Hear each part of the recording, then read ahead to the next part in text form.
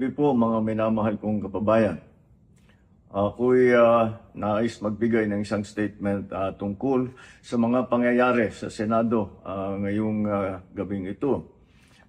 Mga 2 oras kalahati ko na minomonitor ang sitwasyon. At nung una kong nabalitaan na nagputukan, ay ang una kong tinawagan ay si Sec. John Vic Remulla ng DILG. At tinanong ko, magpa-report ka sa mga pulis na nandun na kung may nangyari, kung meron silang ginawa. At tapos ang sunod na tawag ko naman ay sa NBI. At tinanong ko sa mga NBI at kay Director Matibag, kayo ba ay pumasok sa Senado? Sabi niya, wala kang instruction. Ang sabi sa akin, wala kang instruction, sir. Kaya ba't namin gagawin yun? Kaya masasabi ko sa ating mga kababayan, yung nakikita po ninyo na naka-uniforme sa loob, sa mga sa news, ang mga naka-uniforme doon, 2 klase. Yung PNP, police, na naka-duty sa Senado. Nandoon sila para bantayan ng Senado, para mag-crowd control, para mag-secure ang Senado. Yung isa pang may hawak na naka-uniforme ay yung Marines, may Marine Detachment na nandun talaga sa Senado, tiga dun sila.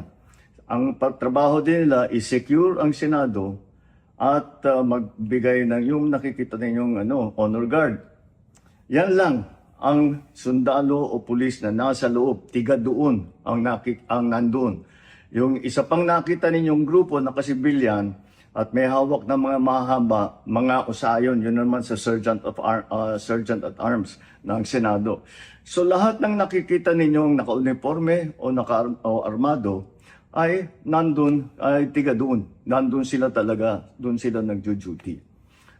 At isa pa ay nais kong maibida sa inyong lahat, wala pong instruction kahit na kanino na hulihin si Senator Bato. At ang nangyari, ang NBI, sinabihan ko nung lumabas yung resolution ng Supreme Court, mga 4:00 yung kaninang hapon, ay sinabi ko, umalis na kayo dyan. Nag-comply naman sila. Kaya nung kausap ko si Director Matibag, sabi niya walang NBI doon, nandito lahat kami sa opisina.